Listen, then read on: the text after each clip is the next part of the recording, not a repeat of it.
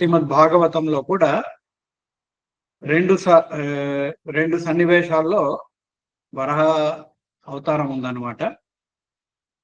So ఆ దేవాది దేవుడు శ్రీకృష్ణుడు నానా అవతారాలు ఆయన ధరించి ఆయన మానవుల సమాజంలో ధర్మాన్ని స్థాపించడానికి, తన భక్తుల్ని కాపాడడానికి, అసురుల్ని సంహరించడానికి ఆయన అవతరిస్తుంటాడు. అలాగా ఈ వరాహ అవతారం, వరాహ శూకర రూప అంటే మన నార్మల్ లాంగ్వేజ్ లో పంది. మామూలుగా ఈ పందులలో, శూకరలో రెండు రకాల ఉన్నాయి. ఒకటి మృగ జాతి ఒకటి, మరి మన సిటీలో మన పందులు ఉంటాయి కదా, మలం తినే పందులు. సో వరాహ అవతారంటే అడవి పంది, అడవిలో పందులు ఉంటాయి కదా అవి. సో అది వరాహ అవతారం. చాలా తక్కువ మందిరాలు మన దేశంలో చాలా తక్కువ మందిరాలు ఉన్నాయి వరాహ స్వామి. ఆల్రెడీ మన విశాఖపట్నంలో శ్రీ వరాహ లక్ష్మీ నరసింహస్వామి ఆలయం ఉంది. అలాగే చాలా చాలా తక్కువ చోట్ల వరాహస్వామి మందిరాలు మనకి కనిపిస్తాయి. కానీ వరాహస్వామి ఎంతో అద్భుతమైన రూపం. ఆయన మన భూలోకాన్ని కాపాడడానికి, హిరణ్యాక్షుడు మన భూలోకాన్ని గర్భోదక సముద్రంలో ఆయన ముంచేశాడు. ఆ సముద్రం నుంచి భూదేవిని, భూలోకాన్ని కాపాడడానికి స్వామివారు వరాహ రూపాన్ని ధరించారు. సో బ్రహ్మదేవుడు బ్రహ్మ సంహితలో చెప్తున్నారు, రామాది మూర్తిషు కళా నియమేన తిష్టన్ నానావతారం అకరో భువనేషు కింటు. ఆయన ఈ భూలోకానికి ఎన్నో అవతారాలు ఆయన ధరిస్తారు. రామాది మూర్తిషు, రామ అవతారం లాంటి ఎన్నో అవతారాలు ఆయన ధరిస్తున్నారు. అలాంటిది ఒక అవతారం ఇక్కడ వరాహ స్వామి. ఇప్పుడు సామాన్యమైన ఒక పంది, అడవి పంది, అలాగే వరాహ స్వామి మనం చూసినప్పుడు అయ్యో భగవంతుడు ఎందుకు ఇటువంటి నీచ జాతిలో, పంది అంటే మామూలుగా అంత రెస్పెక్ట్ ఉండదు, ఆ భగవంతుడు ఎందుకు ఇటువంటి అవతారం, ఇటువంటి రూపాన్ని తీసుకున్నారు మనం అనుకోవచ్చు. సో అందుకనే శ్రీల ప్రభుపాద వారు ఏం చెప్తారంటే, భగవంతుడు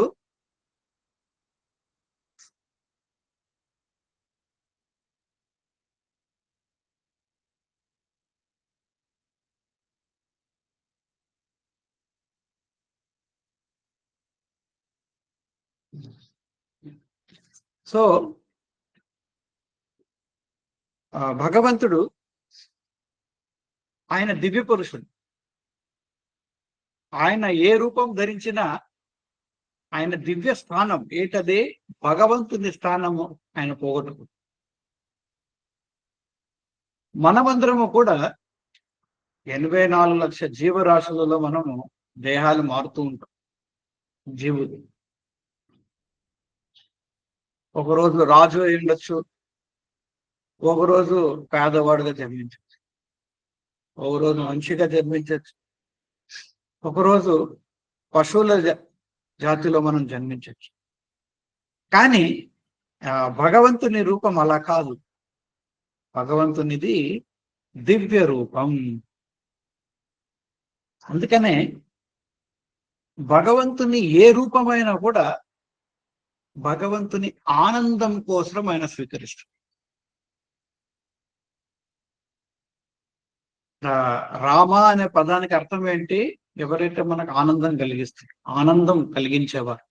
సో భగవంతుడు తను నానా రూపాలు, నానా అవతారాలు ఎందుకు ధరిస్తున్నారు? అది ఆయన ఒక క్రీడ, స్పోర్ట్, ఆయన యాక్టివిటీ, ఆయన సంతోషం కోసం, ఆయన రకరకాల అవతారాలు ఆయన తెలుసు. శిల ప్రభుపాద్ వారు ఒక ఉదాహరణ ఇస్తారు. ఒకరోజు ఒక బ్రిటిష్ ప్రైమ్ మినిస్టర్ ని చూడటానికి ఒక మినిస్టర్ వెళ్తాడనమాట, చిన్న మినిస్టర్. తర్వాత అపాయింట్మెంట్ అడుగుతాడు సెక్రటరీ దగ్గర. సో సెక్రటరీ అంటాడు, సార్ చాలా బిజీగా ఉన్నారు లోపల, మీరు ఇక్కడ వెయిట్ చేయండి. సో కొద్దిసేపు వెయిట్ చేస్తారు, ఇంకా రాలేదు ప్రైమ్ మినిస్టర్.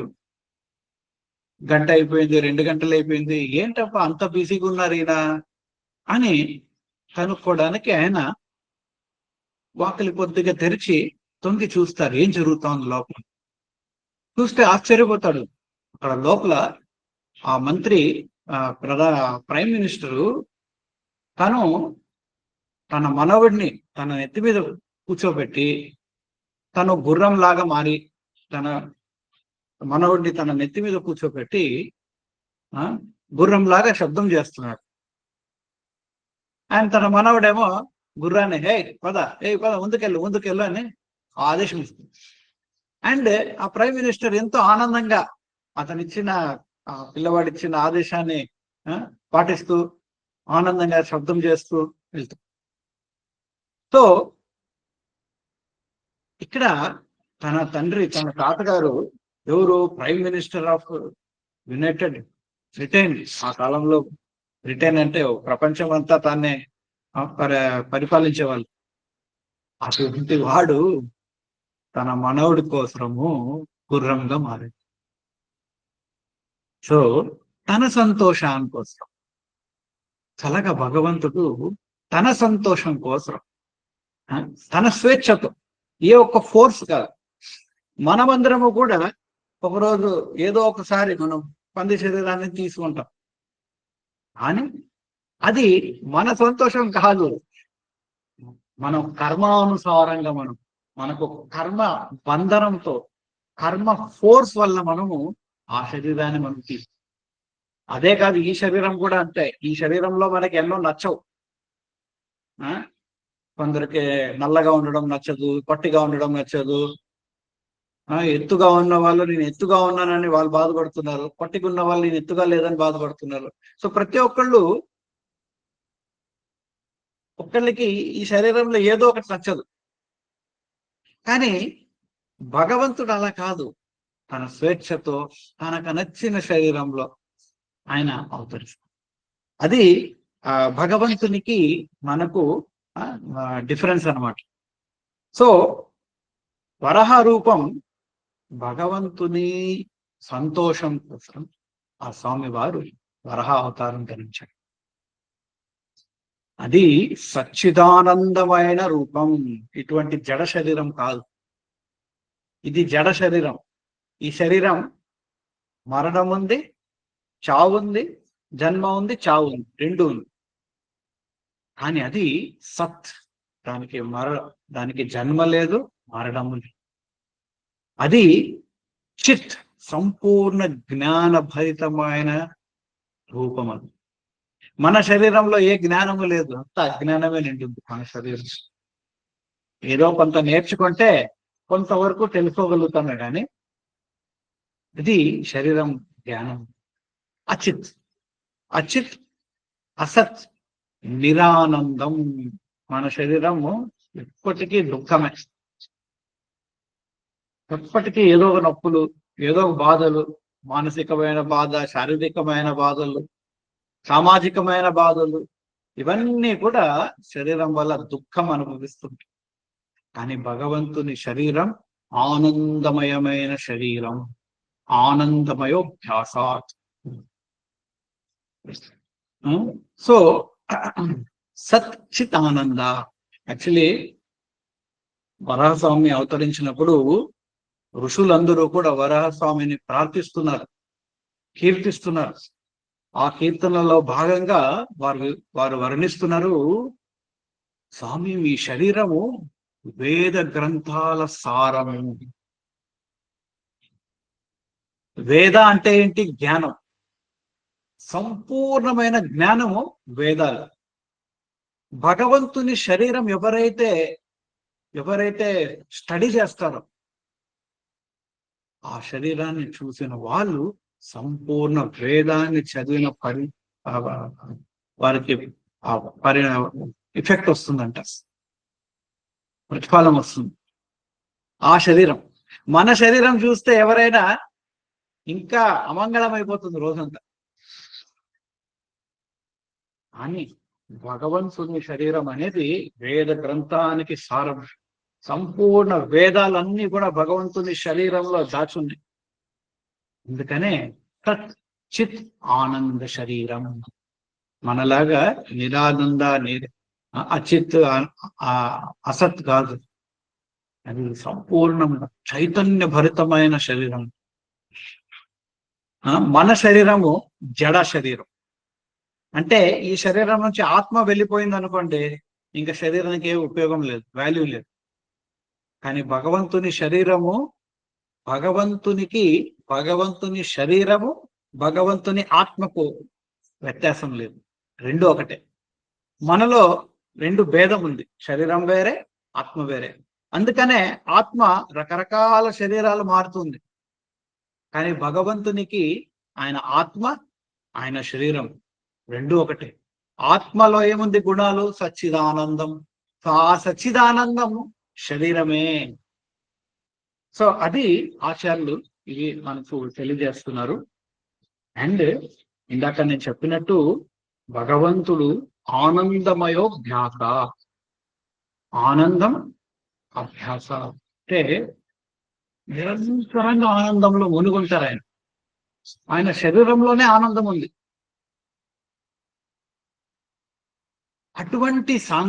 అటువంటి పురుషోత్తముని సాంగత్యం ఎవరైతే పొందుతారో వారు కూడా నిరంతరమైన ఆనందంలో ఉండగలుగుతారు. భగవంతుని సత్సంగంలో మనమందరము కూడా సత్ గుణాన్ని పొందుతాం. భగవంతుని సత్సంగంలో మనం కూడా చిత్ గుణాన్ని పొందుతాం. భగవంతుని సత్సంగంలో మనం కూడా ఆనంద గుణాన్ని పొందుతాం. మనం కూడా ఆటోమేటిక్ గా సచ్చిదానందంగా మారి. శ్రీల ప్రభుపాద వారు దానికి ఒక ఎగ్జాంపుల్ చెప్తారు. ఎలాగైతే ఒక ఇనుప మొక్క మనము అగ్నిలో పెట్టామనుకోండి, కొద్దిసేపటికి అది వేడితనం పెరుగుతుంది, దాంట్లో కొద్దిసేపు తర్వాత ఎర్రగైపోతుంది. ఇంకా కంటిన్యూ చేసామంటే ఆ ఇనుప మంటల్లో పెట్టడము, అది ఆటోమేటిక్ గా అది కూడా ఒక అగ్నిగా మారిపోతుంది. ఎందుకు? తన సాంగత్యంలో కంటిన్యూస్ గా ఉంది కాదు.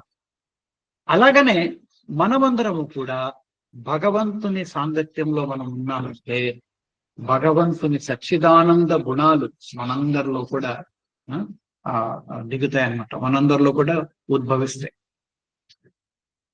అదే మన జీవిత లక్ష్యం. కంటిన్యూస్ గా భగవంతుని సాంగత్యాన్ని మనం ఉందాం.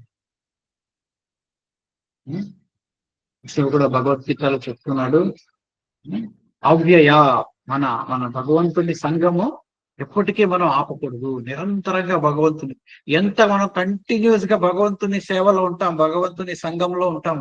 ఎలాగైతే ఆ ఇనుప ముక్క కంటిన్యూస్ గా ఆ అగ్నితో టచ్ లో ఉంటుందో, అలాగా మనం కంటిన్యూస్ గా ఉన్నంత మనం సచ్చిదానందంగా మారుతాం.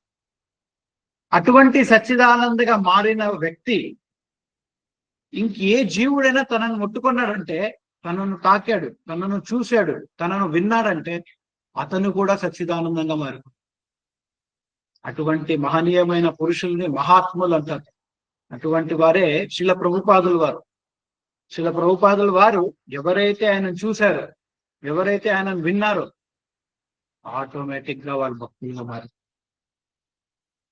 అటువంటి వారిని పరిశుద్ధమైన భక్తులు అంటారు, మహాయోగి అంటారు. యోగి, భక్తులు, సన్యాసులు అంటే వారి ఇఫెక్ట్, వాళ్ళ ఫ్రూట్ ఏంటి, వాళ్ళు రియల్లీ వాళ్ళు ఉత్తమమైన యోగులు అనేది తెలుసుకోవటము. వారి సాంగత్యంలో వచ్చిన వారు వెంటనే భగవంతుని భక్తులే.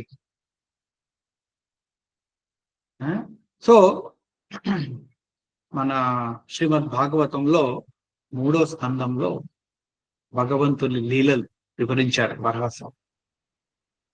భగవంతుడు తన లీలల్లో మన శ్రీకృష్ణు లీలలో కూడా చూస్తున్నాము.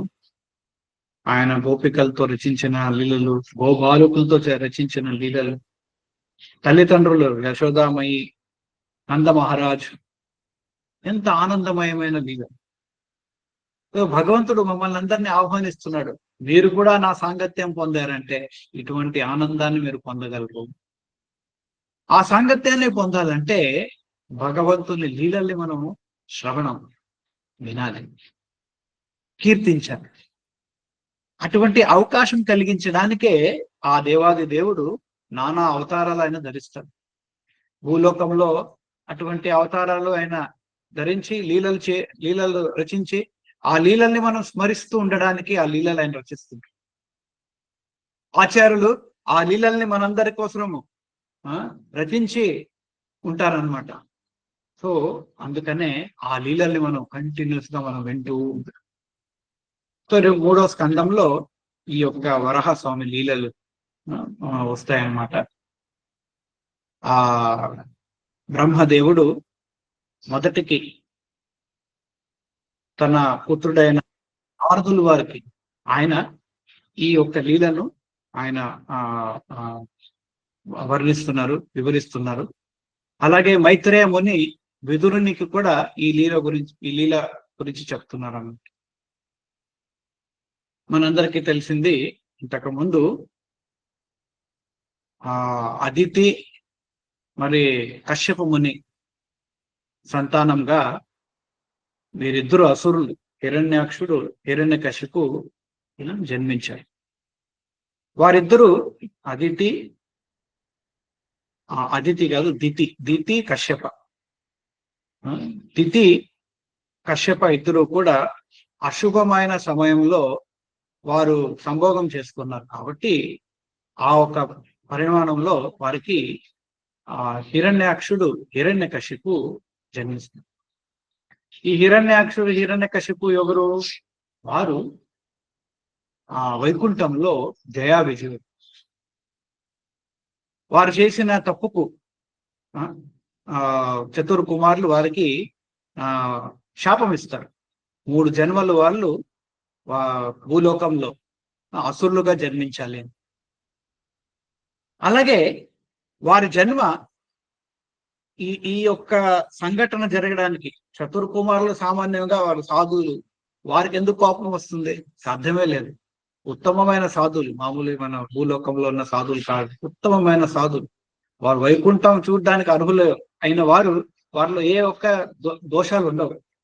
కానీ ఈ యొక్క సన్నివేశం, ఈ యొక్క లీల భగవంతుడు రచించారు. ఎందుకంటే వారికి, భగవంతునికి వైకుంఠంలో అందరూ పొగడతాలే ఇస్తున్నారు.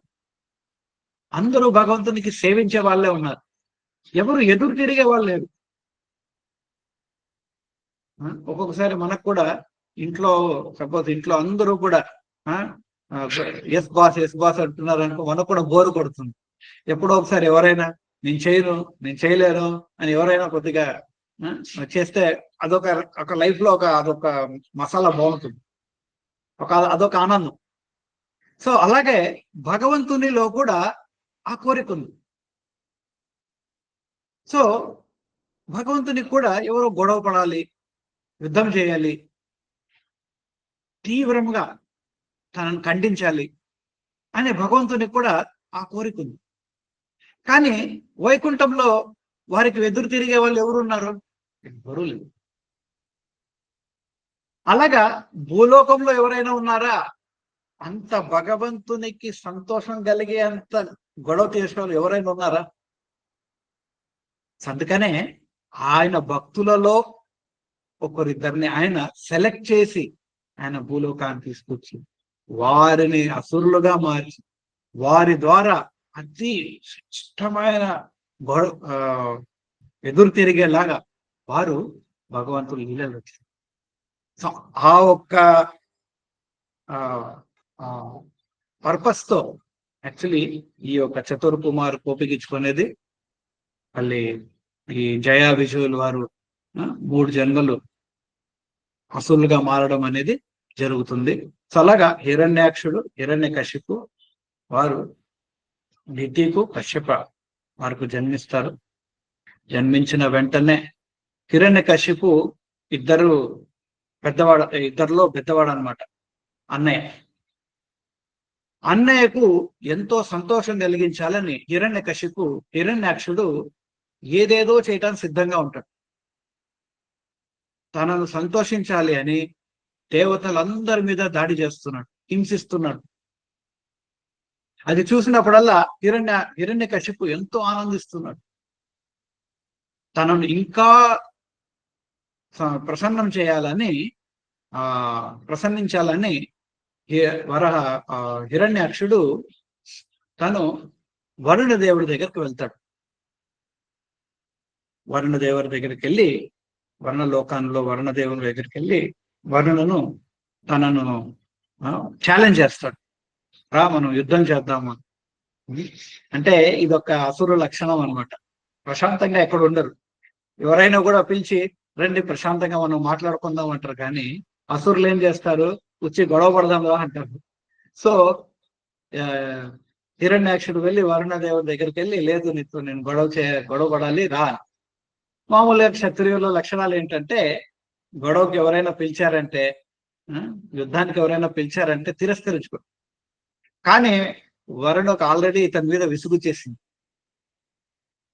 సో వరుణ దేవుడు అంటాడు, అయ్యా నేను నీతో పోటీ పడ్డానికి నేను అర్హుడిని కాదు, నువ్వు ఎంతో గొప్ప యోధుడివి, నీకు సరైన తగినంతగా యుద్ధం చేసేవారు ఎవరైనా ఉన్నారంటే ఆ భగవంతుడు విష్ణుమూర్తి, ఆయనే సరే నీకు. మేమంతా మా బలము నీకు సరిపోదు, మాతో యుద్ధం చేస్తే నీకు అవమానం, అంత పిరికి వాళ్ళతో నువ్వు చేసావని. కాబట్టి నా సజెషన్ ఏంటంటే, నా ఒక సజెషన్ నీకు, నువ్వు విష్ణుమూర్తితో యుద్ధం చేసుకో అని ఇలా చెప్తూ వరుణదేవుడు తనకు వార్నింగ్ కూడా ఇస్తాడు. కానీ ఇంతవరకు విష్ణుమూర్తితో పోటీ చేసిన వాళ్ళు ఎవరు మిగల్లేదు. కానీ ఆ చివరి మాట హిరణ్యాక్షుడు వినడు. ఎప్పుడైతే అతనికి సరిపోయినంతగా తగినంత పోటీ పడడానికి యుద్ధం చేయటానికి విష్ణుమూర్తినే అని ఎప్పుడైతే తెలుస్తుందో వెంటనే అక్కడి నుంచి పరిగెత్తాడు. అక్కడి నుంచి వెళ్ళి నారదుల వారిని కలుస్తారు. ఇక్కడ నారదుల వారికి తెలుసు విష్ణుమూర్తి ఆయన అడ్రస్ ఏంటి, ఎక్కడ ఉంటారు. సో నారదుల వారు చెప్తారు, ఇప్పుడే విష్ణుమూర్తి అదో లోకంలో గర్భోదక సముద్రం లోపలికి వెళ్ళారు, అక్కడ ఉన్నారు, మీరు అక్కడికి వెళ్తే ఆయన దొరుకుతారంట. సో వెంటనే హిరణ్యాక్షుడు తన గద పట్టుకొని అదో లోకానికి వెళ్తాడు. రసాతలం. మన సృష్టిలో 14 లోకాలు ఉన్నాయి. ఈ 7 లోకాలు పైవి, 7 లోకాలు పైవి అది స్వర్గలోకం, 7 లోకాల కింద ఆ పాతాళలోకం. మన లోకము మధ్యలోకి వస్తుంది అన్నమాట, మధ్యలోకం అంటారు, భూలోకం. సో రసాతలం అనేది అదో లోకం కింద. ఈ విశ్వం అనేది ఒక ఎగ్ లాంటిది, ఒక ఎగ్ షేప్ లో ఉంటుంది. ఈ ఎగ్గులో హాఫ్ పోర్షన్ మధ్య భాగం అంతా నీటితో నిండుంది. ఆ నీటి మీద మన మహావిష్ణువులు శయనిస్తూ గర్భోదక శాయి విష్ణు శయనిస్తున్నారు. ఆయన నాభి నుంచి కమలం ఉద్భవించి ఆ కమలంలో బ్రహ్మదేవుడు పుట్టారనమాట. సో 50% ఈ విశ్వము భగవంతుని కింద నీటిలో ఉందన్నమాట. ఈ 14 లోకాలు అన్ని కూడా భగవంతుని నాభి నుంచి ఉద్భవించిన ఆ నాభి నాళం ఉంది కదా, వాటిలో ఉన్నాయన్నమాట. హిరణ్యాక్షుడు ఏం చేశాడు, భూలోకాన్ని తీసుకెళ్లి తన ఉన్న స్థానం అధోలోకంలో కాకుండా ఈవెన్ లోవర్ గర్భోదక సముద్రంలో ముంచేశాడు. ఈ విశ్వము 50% సముద్రం నుంచి ఆ సముద్రంలో ముంచేశాడు. శ్రీల ప్రభుపాద వారు చెప్తారు, మన భూలోకం అనేది ఇక్కడ అంతరిక్షంలో తేలుతుంది. ఎందుకని దానిలో ఒక విశేషమైన శక్తి ఉంది, ఒక కండిషన్ ఉంది. ఆ కండిషన్ వల్ల ఒక తేలుతుంది అనమాట. ఏదైనా మనం ఒక చిన్న క్రికెట్ బాల్ అయినా మనం గాల్లో పెట్టడం పడిపోతుంది. కానీ ఈ భూ ఈ గ్రహాలన్నిటిలో ఏదో ఒక విశేషమైన కండిషన్ ఉంది. ఆ కండిషన్ వల్ల అవన్నీ తేలుతుంది. ఇప్పుడు మానవులు ఏం చేస్తున్నారు? వారు పెట్రోల్ లాగడానికి డ్రిల్ చేస్తున్నారు భూలోకాన్ని. వీటి వల్ల ప్రభుపాద వారు చెప్తారు ఎంతో డేంజర్ మన భూలోకానికి. అది అంతరిక్షంలో తేలుతున్నదంటే చాలా డేంజర్. అటువంటి ఒక క్రియ హిరణ్యాక్షుడు సృష్టి కాది అప్పుడు చేశాడు. భూలోకాన్ని తీసుకెళ్లి గర్భోదక సముద్రంలో ముంచేశాడు. సో హిరణ్యాక్షుడు పరిగెత్తాడు. నారదులు వారు చెప్పారు కాబట్టి తను ఆ విష్ణుమూర్తి అక్కడ గర్భోదక సముద్రంలో ఉన్నారు అని. యాక్చువల్లీ ఏం జరుగుతోంది? ఇవన్నీ జరిగేటప్పుడు స్వామివారు విష్ణుమూర్తి వరాహ రూపంలో గర్భోదక సముద్రానికి లోపలికి వెళ్ళి భూదేవిని కాపాడుతుంది. ఎప్పుడైతే ఆయన కాపాడుతూ ఆయన వస్తున్నారో అప్పుడు హిరణ్యాక్షుడు వెనక పడ్డాడు. తను విష్ణుమూర్తిని వరాహ రూపంలో చూసి తను భూదేవిని తన దంస్ట్రాల మీద పెట్టి తీసుకెళ్తడం చూసి హిరణ్యాక్షుడికి చాలా కోపం వస్తుంది. ఇక్కడ వాళ్ళిద్దరి మధ్యలో డిస్కషన్ కూడా జరుగుతుంది, వివాదం. హిరణ్యాక్షుడు అంటాడు, ఓ విష్ణు, నువ్వు వరాహ రూపంలో ధరించి వరాహ రూప శరీరంలో వచ్చి మా ఒక్క సొత్తు, రసాతలం ఒక సొత్తు ఏంటది? ఈ యొక్క భూలోకం నువ్వు తీసుకెళ్ళిపోతున్నావు. నీకెంత ధైర్యము? సో శిల ప్రభుపాద గారు చెప్తారు, అసురులలో ఇది ఒక లక్షణం అన్నమాట. ఏంటంటే వారు ఏది చూసినా నాదే అని వాళ్ళ ఫీలింగ్ లో ఉంటారు. యాక్చువల్లీ ఈ లోకాలు ఎవరివి? ఈశావాస్యమిదం సర్వం, ఇవంతా భగవంతుని చెందింది. కానీ మనమందరం ఏమనుకుంటాము? ఇవంతా నాది, నేను సంపాదించాను, నా ఇల్లు, నా కుటుంబము. యాక్చువల్లీ నాది అనేది ఏది లేదు. అందుకే ఎవరైతే ఇది నాది అంటాడో అహంకారం అంటారు వారు. అహంకారం అంటే ఏంటి? ఏది నాది కాదు అది నాదనుకోవడం. యాక్చువల్లీ ఏది నాది కాదు ఈ ప్రపంచంలో. ప్రపంచం కాదు, ఎక్కడైనా కూడా ఈ శరీరం కూడా నాది కాదు, ఆత్మ కూడా నాది కాదు. ఆత్మ కూడా భగవంతుడికి సంబంధించింది.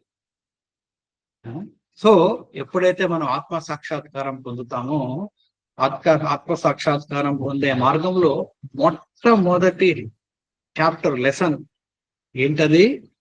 అహంకారం. ఇది నాది అనే ఒక కాన్సెప్ట్ మన మనసు నుంచి వదిలేసుకోవచ్చు. ఇక్కడ దేవాది దేవుడు భగవంతుడు భూదేవిని కాపాడుతూ తీసుకెళ్తుంటే హిరణ్యాక్షుడు అంటాడు, మా ఒక సొత్తు, మా ఒక భూలోకాన్ని నువ్వు ఎలా తీసుకెళ్తావు మాకు తెలియకుండా, అండ్ తీసుకెళ్తున్నావు సరే, నా దెబ్బ తినకుండా ఎలా తీసుకెళ్తావు అని హిరణ్యాక్షుడు ఛాలెంజ్ చేస్తాడు. హిరణ్యాక్షుడు అంటాడు, ఓ నువ్వు మృగ జంతువువి, నువ్వు పిరికి వానిలాగా పారిపోతున్నావేంటి అని. యాక్చువల్లీ భగవంతుడు ఎప్పుడైతే ఈ హిరణ్యాక్షుడు వస్తుందో చూస్తున్నాడో, చూసినప్పుడు కూడా హిరణ్యాక్షుడు ఎదురు తిరగాలనుకోడు. భగవంతుడు ఆయన పని ఆయన చేసుకుంటున్నాడు. సో దీనికి ఆచార్యులందరూ కూడా ఎక్స్ప్లెయిన్ చేశారు. ఇంత పోటీగా తను పిలుస్తున్నాడు, భగవంతుడు తన పిలుపుకు పట్టించుకోకుండా తన పాటుకు తను పిరికివానిలాగా పారిపోతున్నాడు. అలాగా ఎందుకు అలా అనిపిస్తుంది. ఆచార్యులు చెప్తున్నారు, మొట్టమొదటి కారణం స్వామివారు భూదేవిని తన దంస్ట్రాల మీద పెట్టుకున్నది. ఆ భూదేవి ఆవిడ చాలా భయపడుతుంది. వణికిపోయింది హిరణ్యాక్షుని ఆ ఒక హింస వల్ల. ఆల్రెడీ ఆ భయంలో. సో ఆయన మొట్టమొదటి దృష్టి భూదేవిని కాపాడు. శిల ప్రభుపాద వారు చెప్తారు, ఆ దేవాది దేవుడు ఎంత కరుణ భక్తుల మీద చూడండి. హిరణ్యాక్షుడు తన వాక్యాలతో, పరుష వాక్యాలతో భగవంతుణ్ణి అవమానించిన, పీడించిన ఆ భగవంతుడు తన భక్తుల రక్షణ మోస్ట్ ఇంపార్టెంట్ అనుకొని దాన్ని సహిస్తున్నాడు. అది భగవంతునిలో ఉన్న ఉత్తమమైన మనం. తన భక్తుల కోసం ఏమైనా చేయడానికి సిద్ధంగా ఉంటాడు. ఎవరైనా మనకి అవమానించారనుకోండి, ఏదైనా జరిగింది మన ఈగో సాటిస్ఫాక్షన్ కోసం మనం తిరిగి చెప్పాల్సిందే. కానీ భగవంతుడు తన భక్తుల్ని, ఆ భూదేవిని ఆవిడ భయపడతా ఉంది, భయంకరమైన ఆ స్థితిలో ఉన్న ఆవిడ్ని ఫస్ట్ కాపాడాలి అనే ఒక లక్ష్యంతో భగవంతుడు అతను ఏం చెప్పినా మనసుకు బాధగా ఉంది. ఎవరైనా నువ్వు మృగంలాగా ఉన్నావని ఎవరైనా చెప్తే బాధగానే ఉంటుంది. తిరిగి వాడిలాగా పారిపోతున్నావు ఏంటి, మా సొత్తు, యాక్చువల్లీ అతని సొత్తు కాదు అది, అతని సొత్తు ఏదో దోచుకున్నట్టు ఫీలింగ్ లో అతను మాట్లాడుతున్నాడు. అయినా కూడా భగవంతుడు పట్టించుకోకుండా ముందుకెళ్తున్నాడు. ఎందుకంటే మొట్టమొదటి భగవంతుని లక్ష్యము తన భక్తుల రక్షణము. రెండో కారణము చెప్తున్నారు ఆచార్యులు, స్వామివారు డ్యూటీ, ఆయన డ్యూటీని ఫస్ట్ ఆయన పాటిస్తుంది. ఏంటది డ్యూటీ? ఆయన వచ్చింది దేనికి? ఇక్కడ భూదేవిని రక్షించడం. అది మొట్టమొదటి లక్ష్యము. ఒక్కొక్కసారి మనం కూడా జీవితంలో మన డ్యూటీని మనం మర్చిపోతాం. ఏదో ఒక టెన్షన్ వచ్చేస్తుంది, ఎవరో ఒకరు ఏదో మాట్లాడేశారని మనం సరే నేను ఈ పనే చేయను మనం అలా అనుకుంటాం. ఇంత బాధ ఎందుకు ఈ పని? కానీ మన డ్యూటీ ఇంపార్టెంట్. శిల ప్రభుపాద వారు చెప్తారు, ఎవరైతే వాళ్ళు డ్యూటీ చేస్తున్నారో వారు ఎవరికి భయపడడం అవసరం. ఇక్కడ వరాహస్వామి తన డ్యూటీ తను చేస్తున్నాడు. ఇతను ఒక కుక్కలాగా అరుస్తున్నాడు. శాస్త్రాలు చెప్తున్నారు అతను ఎలా అరుస్తున్నాడు, అలా కుక్కలాగా అరుస్తున్నాడు. సో అతను ఎలా అరిచినా మన డ్యూటీ మనం చేయాలి. ఒక్కొక్కసారి చాలా మంది నిందిస్తుంటారు, చూడు వీళ్ళు ఎలా చేస్తున్నాడు. ఎస్పెషలీ మన హరే కృష్ణ మంత్రం జపం చేసినప్పుడు చాలా మంది ఎక్కిరిస్తుంటారు, వీడు జపం చేస్తున్నాడు, స్వామీజీ అయిపోయారు, పండితులు అయిపోయారు, ఈ వయసులోనే ఎందుకు ఇవన్నీ చేస్తున్నారు అని విమర్శిస్తుంటారు, ఆశపరంగా మాట్లాడుతుంటారు. కానీ మన డ్యూటీ మనం చేయాలి. ఎవరైతే వారి డ్యూటీని వారు ఖచ్చితంగా చేస్తారో, ప్రభుపాద వారు చెప్తారు, వారు ఎవ్వరికీ భయపడిన అవసరం లేదు. ఎవరికి భయపడనవసరం లేదు. అదే కాకుండా బలవంతులు, ఎవరి దగ్గర అయితే బలం ఉంటుందో చిన్న మాటలకు పట్టించుకోరు. సపోజ్ ఒక పెద్ద బాక్సర్ ఉన్నాడు, అతను ఒలింపిక్స్ లో గోల్డ్ మెడల్ సంపాదించాడు. ఒక వీధుల్లో వెళ్ళేవాడు వచ్చేసి రారా ఫైట్ చేద్దామంటే వెళ్తాడా? ఇదే తన లెవెల్ ఏంటి, ఇతని లెవెల్ ఏంటి? తను ఒక పంచి ఇచ్చాడంటే ఇక జీవితం అంతా లేలేడు. సో బలవంతులు చిన్న పుకారులతో వాళ్ళు పట్టించు. సో అలాగా స్వామి, వరాహస్వామి ఆయన ఇతను ఏం మాట్లాడినా విన్నట్టుగా తన దృష్టంతా కూడా ఆ భూదేవిని కాపాడడానికి, ఆవిడ భయాన్ని పోగొట్టుకోవడానికి. బికాస్ ఆల్రెడీ భూదేవి హిరణ్యాక్షుని హింస చూసింది. ఇప్పుడు ఆ హింసను, ఆ మనిషిని చూసినప్పుడు మళ్ళీ భయపడింది. కాబట్టి భగవంతుడు వరాహస్వామి ఆవిడ భయాన్ని పోగొట్టుకోవడానికి మొట్టమొదటి ఆవిడ రక్షించడం అనేది ధ్యేయం పెట్టి, అందుకే తనను పట్టించుకోడు. సో ఇతను వెంటాడుతున్నాడు వరాహస్వామి. సో వరాహస్వామి ఏం చేస్తారు, ఆ గర్భోదక సముద్రంలో చివరి భాగం నుంచి లేచి వచ్చి సముద్రం పైకి వచ్చి భూదేవిని తన కంటికి కనిపించేలాగా ఆ సముద్రము పైకి పెట్టి తన శక్తిని భూదేవికి పోసి, ఆ శక్తి వల్ల భూదేవికు తేలడానికి శక్తి శక్తి వస్తుంది అనమాట. మనం ఇప్పుడు భూదేవి అంతరిక్షంలో తేలుతుంది, వరాహస్వామి ఆయనకి ప్రసాదించింది ఆ సమయం. భగవంతుడు ఎన్నో గ్రహాలు ఆయన శక్తితో ఆయన తేలుతున్నాయి. అటువంటి ఆయన భూదేవికి మళ్ళీ ఇంకొకసారి ఆ శక్తిని ఇవ్వటం అనేది ఆశ్చర్యమైన. సో భూదేవిని ఆయన తేలుతుండే ఒక శక్తి ఇచ్చేసి వెంటనే ఆయన ఇంకా కోపాన్ని పెంచుకొని హిరణ్యకశిపు వైపు ఆయన కూడా వెళ్తారు. ఇప్పుడు ఇద్దరు కూడా ఒకరినొకరు కొట్లాడడానికి, యుద్ధం చేయడానికి సిద్ధంగా ఉన్నారు. సో హిరణ్యకశిపు తన గద తీసుకొని భగవంతుని వక్షస్థలం మీద పట్టడానికి ప్రయత్నిస్తాడు. అప్పుడు వరాహస్వామి వెంటనే పక్కకు తిరిగి తన చేసిన ఆ ఒక దాడి మీద ఏ ప్రభావం లేకుండా చూసుకుంటాడు. హిరణ్యక్షుడు కోపగించుకుంటాడు. అదే సమయంలో భగవంతుడు తన గదాన్ని తీసుకొని హిరణ్యకశిపు ఎడమ కంటి మీద కొట్టడానికి ప్రయత్నిస్తారు. కానీ హిరణ్యాక్షుడు తన విన్యాసంతో స్వామి వారు కొడుతున్న తనను కాపాడుకుంటాడు. ఇలాగా ఇద్దరి మధ్యలో విపత్సమైన యుద్ధం జరుగుతుంది. ఒకరినొకరు కొట్టుకుంటున్నారు, రక్తం కారుతా ఉంది. ఆ రక్తం వల్ల వచ్చిన సువాసన వాటిని వారు భరిస్తూ, ఆ నొప్పిని భరిస్తూ ఎలా యుద్ధం జరుగుతా ఉందంటే 30 దేవతలందరూ కూడా వచ్చి చూస్తున్నారు ఏం జరుగుతా. అండ్ హిరణ్యాక్షుడు భగవంతునికి తగినంతగా యుద్ధం చేస్తున్నాడు, పోటీ చేస్తున్నాడు. తన అవతరణ కూడా అదే పర్పస్. సో ఆ ఒక్క పోటీలో భగవంతుడు ఆనందిస్తున్నాడు. నాకు తగినంతగా శత్రువు నాకు ఇప్పుడు దొరికాడు. స్వామివారు బలానికి ఎవరైనా పోటీ ఉందా? సాధ్యమే లేదు. స్వామినే అటువంటి పోటీని సృష్టి చేసుకుంటాడు. ఆయన ఆ యుద్ధం కూడా చేస్తాడు, ఆయనే ఆనందిస్తాడు కూడా. భగవంతునికి పోలిక లేదు. ఆయన బలాన్ని హిరణ్యకశిపుకి ఇచ్చి తన బలాన్ని హిరణ్యకశిపు బలాన్ని సమముగా చేస్తూ ఆయన యుద్ధం చేస్తున్నారు.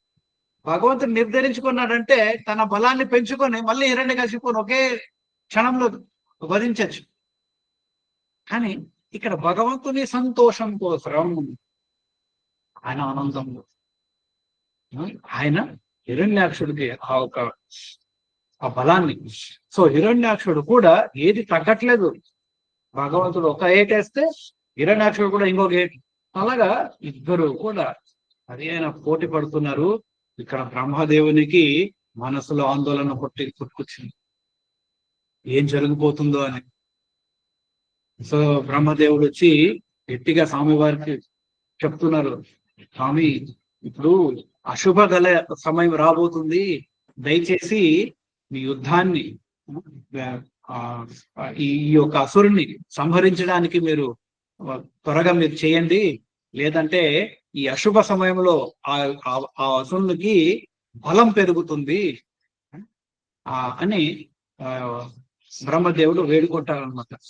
ఈ యొక్క అసురునితో మీరు ఆడుకోవడము అది మంచిది కాదని. సో వెంటనే స్వామి వారు బ్రహ్మదేవుని ప్రార్థన విని ఆయన చిన్న నవ్విచ్చి బ్రహ్మదేవునికి ఆస్వాదం భయపడకు, నేను సమాప్తం చేస్తానని. అప్పుడు హిరణ్యకశిపు తన ఒక దెబ్బ భగవంతుని మీద వేసినప్పుడు భగవంతుని గద పడిపోతుంది. అప్పుడు హిరణ్యాక్షుడు ఎంతో ఆనందంతో ఉన్నాడు. కానీ క్షత్రియ ధర్మం ఏంటంటే ఎత్తిటి వాని దగ్గర ఆయుధం లేదంటే తనకు ఆయుధం ఇచ్చి యుద్ధం చేయాలి, ఆయుధం లేకుండా వినహ యుద్ధం చేయకూడదు. సో తను ఆగుతాడు. భగవంతుడు తన ఆయుధాన్ని వెతుకున్నాడు. సో అప్పుడు భగవంతుడు తన సుదర్శన చక్రాన్ని తీసుకుంటాడు. హిరణ్యకశిపు ఇదే అవకాశం చూసి తన గదను భగవంతుని మీద వేస్తాడు. అప్పుడు ఆ హిరణ్యకశిపు వరాహస్వామి తన సుదర్శన చక్రంతో ఆ ఒక గదను చీల్చేస్తాడు. తన ఆయుధం చీలిపోయిందని చూసి త్రిశూలాన్ని పట్టుకుంటాడు ఆ హిరణ్యకశిపు. త్రిశూలాన్ని భగవంతుని మీద విసురుతాడు. భగవంతుడు దాన్ని కూడా చీల్చేస్తాడు. అప్పుడు హిరణ్యాక్షుడు భగవంతుని వైపు తిరుగుతూ పరిగెత్తుతూ వస్తూ తన ఒక ముష్టితో భగవంతుని వక్షస్థలం మీద కొట్టడానికి ప్రయత్నించినప్పుడు భగవంతుడు తన చేతితో శాంపం మీద గట్టిగా కొడతాడు హిరణ్యాక్షుడు. హిరణ్యాక్షుడు కళ్ళు తిరిగి కింద పడిపోతాడు. తన ప్రాణం ఒకటి. చూడండి ఇంతవరకు ఎంత బలమైన పోటీ జరిగిందో. కానీ ఎప్పుడైతే భగవంతుడు నిర్ధరించుకున్నాడో ఇంకా చాలు, నేను హ్యాపీగా ఆనందించాను, ఇంకా చాలు అని చిన్న చంప దెబ్బ మీద హిరణ్యాక్షుడు తిరుగు. ఇది భగవంతుని శక్తి. భగవంతునికి ఎవరు పోటీ లేదు. పరాస్య శక్తి వివిధైవ స్వాభావికి జ్ఞానక నతస్య కార్యం కరణం చ విద్యతే నతత్ సమశ్చాదిక నతత్ సమస్. ఆయనకు సమం ఎవ్వరూ లేరు. ఇంకెవరైనా సమం ఉన్నారంటే ఆ సమము బలము ఆ భగవంతుడు ఇచ్చిందే. సో అలాగా స్వామి ఒక్క చంప దెబ్బతో హిరణ్యాక్షుడిని ఉదిస్తారన్నమాట. సో యాక్చువల్లీ శ్రీమద్ భాగవతంలో చెప్తున్నారు, ఈ యొక్క లీలను ఎవరైతే వింటారో, యో వై హిరణ్యాక్ష వదం మహాద్భుతం విక్రీడితం కారణ సుకరాత్మన శృణోతి గాయతి అనుమోదతే అంజస విముచ్యతే బ్రహ్మవదాత్ అపి ద్విజః. సో ఇక్కడ చెప్తున్నారు, ఎవరైతే ఈ లీలను వింటారు, పలుకుతారు, లేదా ఈ యొక్క వినడంలో ఎంత ఆనందిస్తారో వారు అన్ని పాపాల నుంచి విముచ్యతే అంజసా విముచ్యతే బ్రహ్మవదాత్. ఈవెన్ బ్రహ్మహత్యం నుంచి కూడా తను పాపం నుంచి కూడా విముక్తి దొరుకుతుంది అని ఇక్కడ శ్రీమద్ భాగవతంలో చెప్తున్నారన్నమాట. సో తర్వాత నెక్స్ట్ చెప్తున్నారు, ఏతన్ మహాపుణ్యం ఫలం పవిత్రం ధన్యం యశస్యం పదం ఆయుర్ ఆశిషం. చెప్తున్నారు, ఎవరైతే ఈ యొక్క అద్భుతమైన లీలలు వింటారో వారు ఆయుష్ పెరుగుతుంది, వారి బలం పెరుగుతుంది, అండ్ వారు చివరి క్షణంలో భగవంతుని తలుచుకొని భగవద్ధామానికి తిరిగి వెళ్తారు అని ఇక్కడ చెప్తున్నారు. ఇంకోవైపు కూడా చెప్తున్నారు, య ఏవం ఏతాం హరిమేధసో హరేహే. ఎవరైతే ఈ హరిమేధస ఈ అద్భుతమైన లీలను హరే వింటారో, కథాం సుభద్రమైన కథ. మనం బయట ఏదేదో స్టోరీలు వింటుంటాం. ఆ స్టోరీలు విన్నప్పుడల్లా మన మనసులో ఆందోళన పెరుగుతుంటుంది, దానివల్ల బాధలు తగ్గవు. మనమేదో ఆ విషయం వింటే ఆనందిస్తాం అనుకుంటాం, కానీ యాక్చువల్లీ అది వినడాని వల్ల మన ప్రాబ్లమ్స్ ఇంకా పెరుగుతూనే ఉంటాయి. ఎవరైతే భగవంతుని కథను వింటారో సుభద్ర, అన్ని దోషాలు, అన్ని అభద్రాలు తొలగిపోతాయి. సుభద్రాం కథనీయ మాయిన శృణ్వీత భక్త్యా శ్రవయేత ఓషతి జనార్దనోస్య హృది ప్రసీదత. ఎవరైతే వింటారు మళ్ళీ ఎవరైతే పలుకుతారో ఈ యొక్క లీలను, జనార్దనోస్య హృది ప్రసీదతి, భగవంతుణ్ణి మనస్ఫూర్తంగా ప్రసన్నిస్తారు. మనస్పూర్వకం ఈ జీవితంలో ఎవరినైనా మనస్పూర్వకంగా తనను సంతోషించాలంటే చాలా కష్టం. ఏమడిగినా ఇంతేనా చేసింది అంటారు. ఎంత బాగా వంట చేసినా భర్త ఇంతేనా, ఇది కొద్దిగా ఉప్పు బాగలేదు వాళ్ళు. సో మనం ఎంత ట్రై చేసినా ఈ ప్రపంచంలో ఎవరు కూడా మనస్పూర్వకంగా సంతోషం. కానీ భగవంతుణ్ణి సంతోషించడం అది కూడా మనస్పూర్వకంగా, హృదయపూర్వం. ఎలాగా ఇటువంటి కథలు మనం ఎస్పెషలీ హిరణ్యాక్ష వరహ స్వామి ఆ లీలను మనం వింటామో మనస్పూర్వకంగా భగవంతుడు సంతోషిస్తాడు. తస్మిన్ ప్రసన్నే సకలాశీలం ప్రభౌ. సో ఇప్పుడు మనం అనుకోవచ్చు, అదే భగవంతుడు ప్రసన్నిస్తే నాకేంటంట, నాకేం బెనిఫిట్? సో ఇక్కడ ఆచార్యులు చెప్తున్నారు, కిం దుర్లభం తావిర్ అలం నవాత్మభిహి. ఈ భగవంతుణ్ణి ప్రసన్నించడం అనేది అది దుర్లభం, అంత సులభం కాదు. అండ్ జీవితంలో ఉత్తమమైనది ఏదైనా సాధించాలి అంటే ఆ ఒక గోలు ఏంటది, ఏముండాలి ఆ గోలు?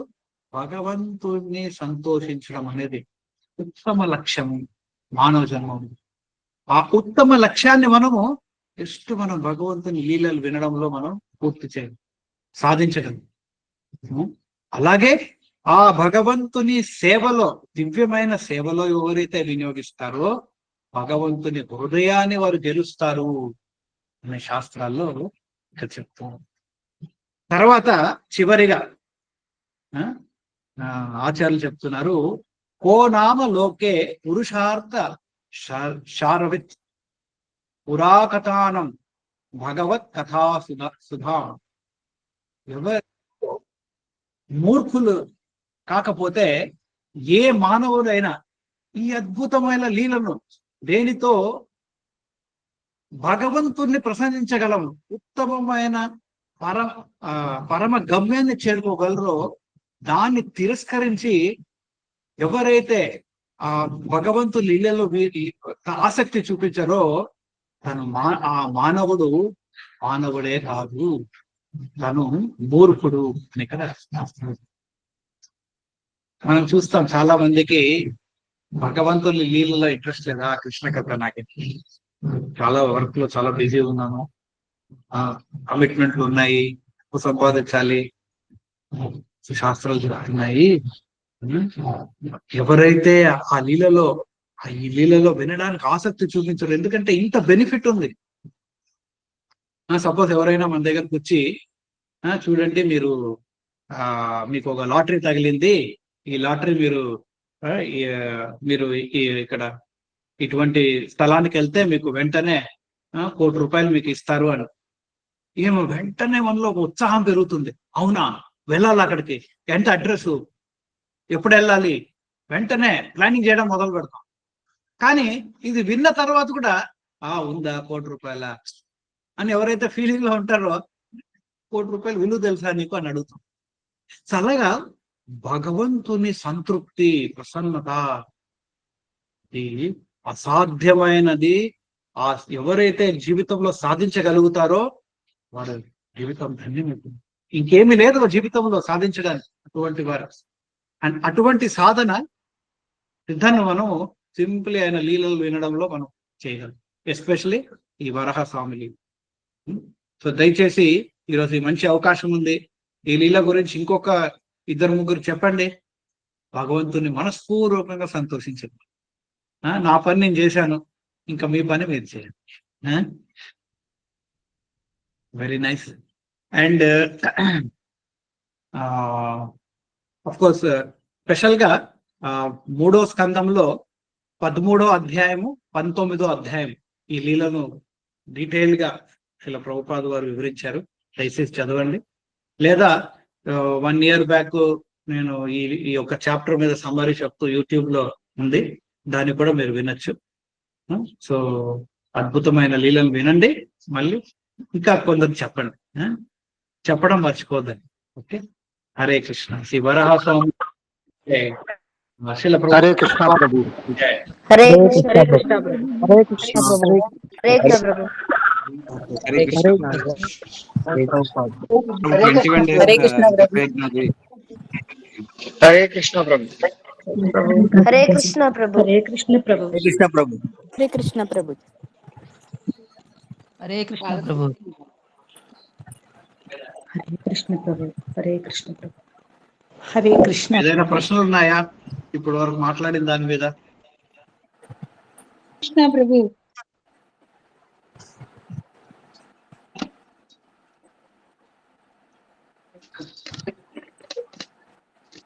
ఎస్ మాతాజీ, అడగండి Mataji.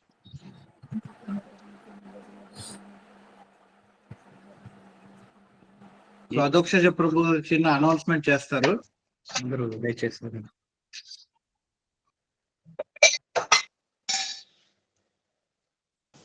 Hare Krishna. So yes, so ఇది మనము 21 డే జపయజ్ఞంలో భాగంగా ఇప్పుడు మనం ఏదైతే స్టార్ట్ చేసామో ఎవ్రీడే మార్నింగ్ ఈవినింగ్ మనం మీట్ అయ్యేది. ఇప్పటి వరకు ఫస్ట్ నుంచి అంటే మనం 27th ఆఫ్ జనవరి స్టార్ట్ చేసాము. నిన్న 8th ఫిబ్రవరి వరకు మనం జస్ట్ ఎవరైతే రోజు అటెండ్ చాంటింగ్ రిపోర్ట్ అవన్నీ సబ్మిట్ చేస్తున్నారో దాన్ని బట్టి మనం చిన్న రిపోర్ట్ లా తయారు చేసాం. సో ఇప్పటి వరకు 280 డివోటీస్ ఈ జపయజ్ఞంలో భాగస్వాములు అయ్యారు. మొత్తానికి 21 డే జపయజ్ఞంలో మొత్తం అందరూ కలిసి 13,655 రౌండ్స్ జపం చేశారు అందరూ కలిసి. హరి బోల్. హరి బోల్. సో మొత్తం number of holy names chanted 2.3 crores, 2.3 కోట్ల నామాలు, హరినామాలు మన అందరం కలిసి జపం చేసాం. హరి హరి బోల్. హరి బోల్. సో ఇందులో మళ్ళీ మనం చిన్న కేటగిరీస్ లా చేసాము. సో ఫస్ట్ ఏంటంటే టాప్ ఎవరు ఇప్పటి వరకు హైయెస్ట్ చాంటింగ్ చేశారు. మా రోజు మనకి భజ హరి ప్రభు ఇప్పటి వరకు 335 రౌండ్స్ చేశారు. 27 నుంచి స్టార్ట్ చేసి ఇప్పటి వరకు 335 రౌండ్స్ హైయెస్ట్ భజ హరి ప్రభు. సెకండ్ వచ్చి Urmila Devi Mataji 277 rounds. Then Pada Sevana Prabhu 266 rounds.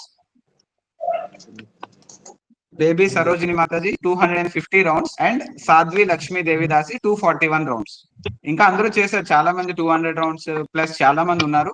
But ఇక్కడ జస్ట్ మనకి టాప్ 5 మెంబర్స్ మాత్రమే మనం డిస్ప్లే చేస్తున్నాం స్పేస్ కన్స్ట్రెంట్స్. అదర్వైజ్ అందరూ కూడా చాలా మంచిగా జపం చేస్తున్నారు మొత్తం అందరూ. మిగతాదంతా తర్వాత గ్రూప్ లో పంపించాయి మీరు. ఎస్ బ్రో, మిగతా అంతా గ్రూప్ లో.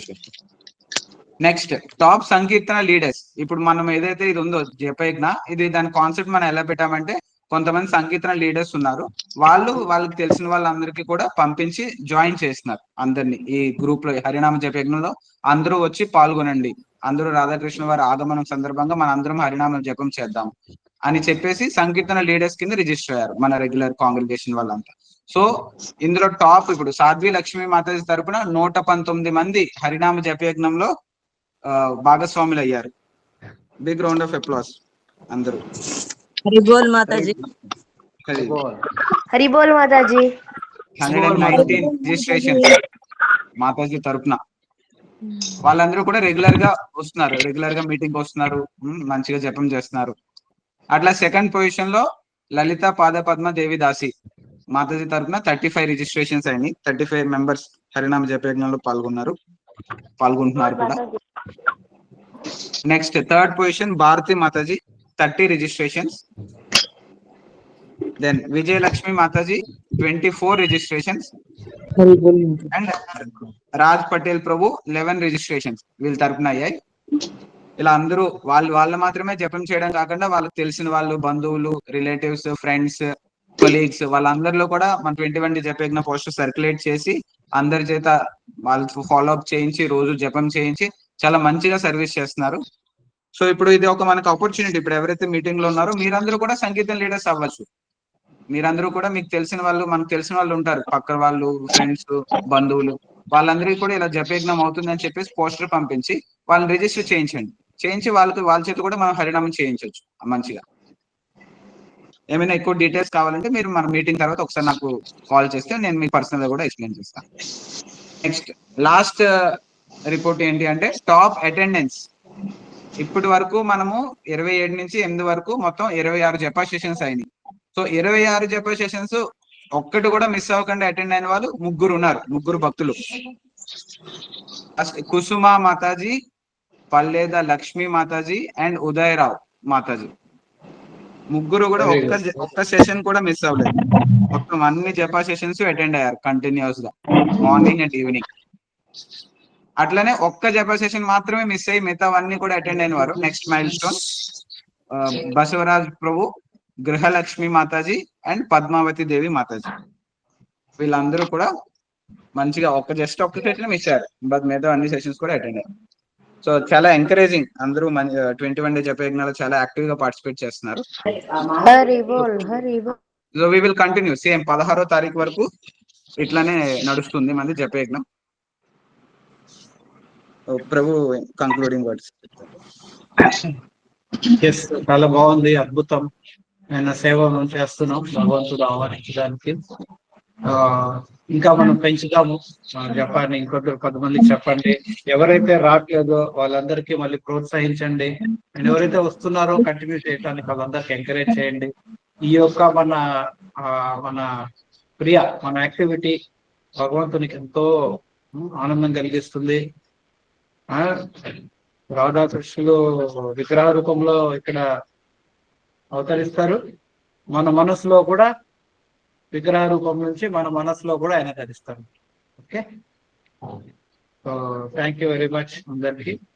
అండ్ వరాహస్వామి వారి ఆశీస్సులు మనందరం మీద ఉండాలని కోరుతూ సెలవు. హరే కృష్ణ. శిల ప్రభుపాదికి జై. శ్రీమద్ భగవద్గీత జై.